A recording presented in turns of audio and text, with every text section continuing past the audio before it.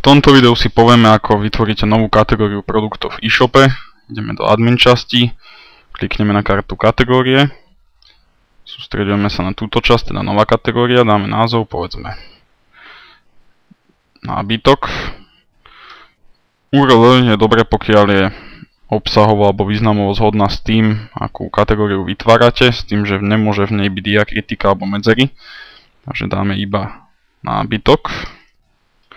Pokiaľ je to teda dvojslovný názov, povedzme nábytok ratanový, tak URL musí byť v tvare nábytok, pomočka ratanový, teda bez diakritiky a bez medzier. Dáme pridať. Produkt je pridaný. Kontrolujeme na web stránke.